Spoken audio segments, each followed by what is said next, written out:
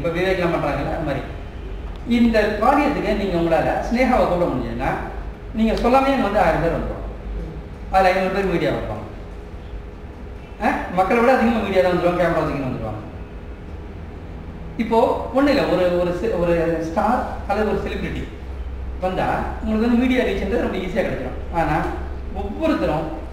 ஒவ்வொருத்தராலையும் ஒரு ஸ்டாரையோ செலிப்ரிட்டியோ கூப்பிட முடியாது. அதில் 2 விஷயம் இருக்குது. ஒன்று their availability and their cost.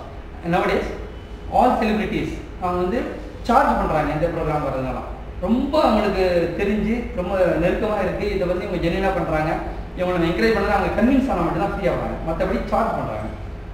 பெரிய பெரிய நிகழ்ச்சியெல்லாம் பார்த்து பெரிய ஸ்டார்ஸ் வருவாங்க. ரஹ்மான்ல யார் வேணால் நீங்கள் எடுத்துங்க, ரஹ்மான், த்ரிஷா, சூர்யா, அவங்க வந்து இந்த சார்ஜ் அதுக்கு வந்து பிஆர்ஓ மூலமாக நம்ம அப்ரோச் பண்ணோம்.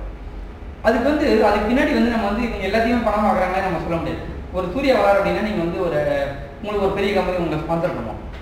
ஸோ நீங்கள் அதை வச்சு என்ஜிஓன்னு சொல்ல எந்த ஈவெண்ட்டுக்குமே சொல்கிறேன், எந்த ஒரு விதமான ப்ராபகண்டாக்கும். அப்புறம் அவங்களுக்கு என்ன கம்பல்ஷன் அப்படின்னா, நீங்கள் கூப்பிடுறீங்க வந்துட்டா அன்னொரு அவங்க 30 நாள் தான் இருக்குது, அவங்க படத்தில் நடிக்கிறது ஃபங்க்ஷன் வந்துட்டு இருக்கிறதா. அப்போ அவங்க எங்கேயோ ஒரு இடத்துல வந்து தே ஹேவ் டு கண்ட்ரோல். அப்போ என்ன பண்ணணும்னா அவங்க சார்ஜ் பண்ணும்போது தான் அதில் வந்து இதை ஒரு இதில் கண்ட்ரோல் ஆகும். டைம் இல்லைன்னு எவ்வளோ பேர் சொல்ல முடியும்.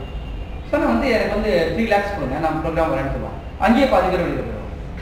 அப்போ நீ 3 lakhs கொடுத்து சூர்யாவை கூப்பிட முடியும் அப்படின்றவங்களுக்கு அவங்க என்ன பண்ணுவாங்க, இந்த 10 lakhs அதை வந்து மொபைலைஸ் பண்ண முடியுமான்னு பார்ப்பாங்க. அப்போ தான் சூர்யாவை கூப்பிடுவாங்க. ஸோ நீங்கள் வந்து ஒரு செலிபிரிட்டின்றது தானாக வருவாங்க சில பேர் இருப்பாங்க.